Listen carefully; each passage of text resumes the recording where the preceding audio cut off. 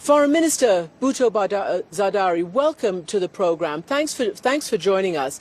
So can I just start by asking you, I know you're in New York, how significant is it for you that this government, the Taliban government, seems to have said that it's brokered a ceasefire between those two warring sides? Do you accept that? Is that correct? As far as the terrorist issues are concerned, Pakistan has been worried about the increase in terrorist activity, and we are looking to the regime in Afghanistan to play their role in discouraging an increase of terrorist activity, and this is indeed an encouraging sign. We continue to not only monitor the situation, but work on our side to ensure that we can tackle the threat of terrorism, and hope that the regime in Afghanistan lives up to their international commitment to not allow their soil to be used for terrorism. Foreign Minister, you're at the United Nations. The UN has a whole raft of sanctions against the Taliban. I don't believe any country, even yours, has recognized this new government. Correct me if I'm wrong. What will it take for your country, let's say, to accept the government here in Kabul? As far as recognition is concerned, we are working with the international community, and we'll take those decisions in step, in line with the international community. At the same time, we continue to advocate for engagement, and particularly in light of the humanitarian crisis developing in Afghanistan. We believe it is not good for the people of Afghanistan, and it's not good for the region or indeed the international community if 95% of the people of Afghanistan descend into poverty. It would not be a good message for the international community to send, or indeed for us in Pakistan to send to the people of Afghanistan, if they get the impression that we're abandoning them in this difficult time.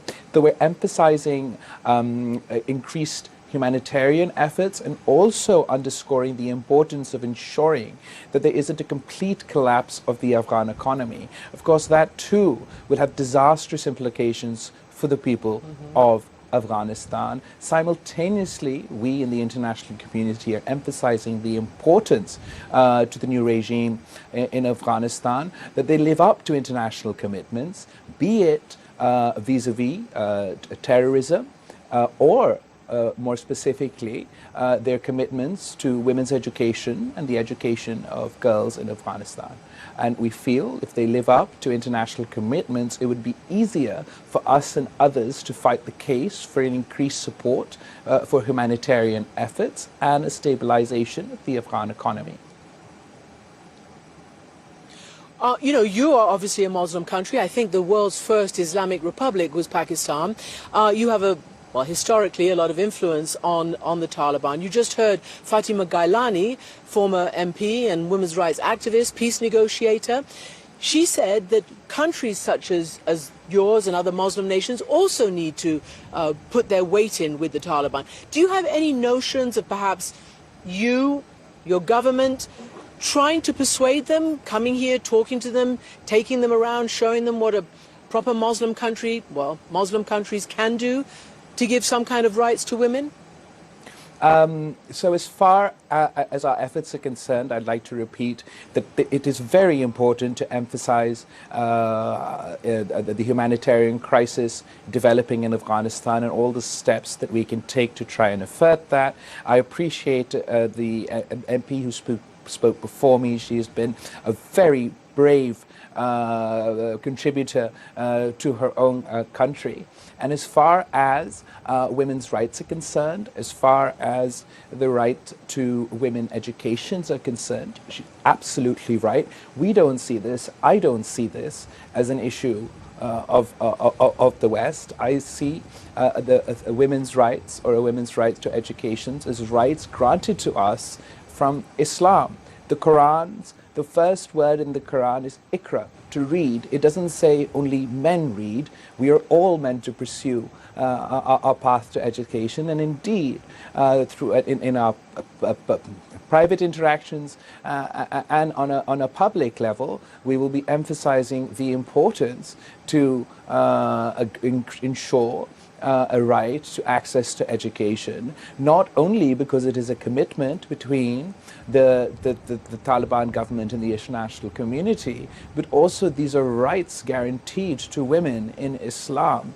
Pakistan is the country in the Muslim world which saw the first female Prime Minister elected, Shaheed Mohtarama Benazir Bhutto. She was elected the first time, the second time, and if she was not assassinated, she would have been elected a third time. These are achievements within the Islamic world. So the Islamic world will be working together to help relieve and alleviate the humanitarian crisis, to insist that the economic collapse of Afghanistan is a disaster, not only for Afghanistan but for the region, but simultaneously we'll be emphasizing that the Taliban keep their international commitments and we ensure rights to the women of Afghanistan.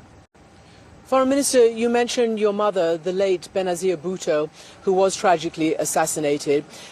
You know, she actually, in the 90s, when she was Prime Minister, and I'm just going to make sure I get this right, because I remember it, publicly supported the Taliban. This was all part of this endless Pakistani-Indian political standoff.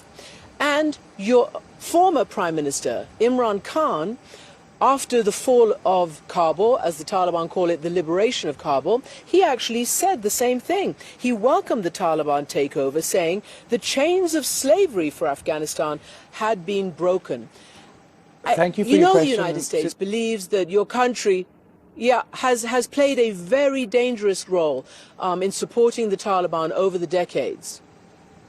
Since you've raised it, I'd like the opportunity to engage with this question properly. I thank you for it. As far as my mother's words are concerned, I think that they're taken out of context, and it's quite unfair to say that, given she was assassinated by extremist forces in Pakistan while fighting the case against Islamic extremism and terrorism, both in our country and Afghanistan and across the world. As far as the recognition of the Taliban government in the 1990s, it is indeed true that when my mother became Prime Minister, she did not reverse the decision of the government preceding hers to recognize the Taliban government at the time. Pakistan has consistently had engagement with Afghanistan, no matter who has been in power, and absolutely we have had disagreements about the way this conflict has progressed and developed. We have always been advocates of the fact that alongside action against terrorist activity, ultimately the resolution of the dispute in Afghanistan was dialogue and diplomacy, and ultimately, despite Pakistan being on the receiving end of criticism for maintaining and sustaining this position, the international community ultimately went down that route when they're resolving the conflict and the issues in Afghanistan. We now want to look to the future and the present situation and the future rather than going into the past. Pakistan is neighbor with Afghanistan. We can't change our neighbors. We have to understand that, and the developments in Afghanistan have a direct impact on the lives of the people of Pakistan.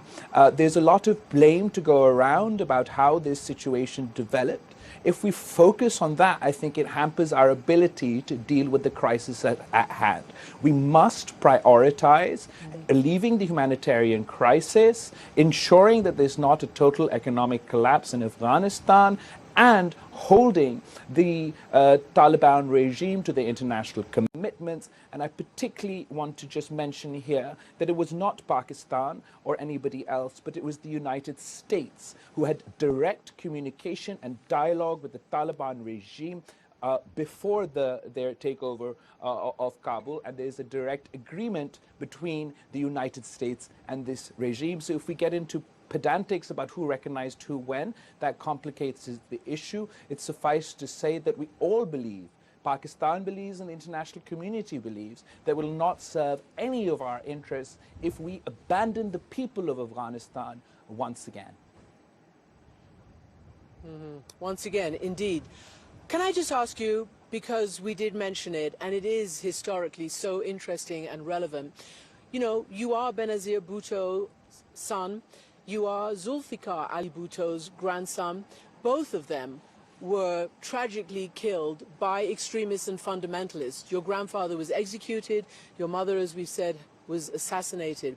And, you know, we offer our condolences. I want to ask you, as a new politician and a new leader in this Pakistani government now, how does that inform how you will be, how you will think, how you will act about this terrible crisis of extremism, fundamentalism that seems to be growing around the world? No, thank you. And actually, you noted so correctly, because it does hit close to home.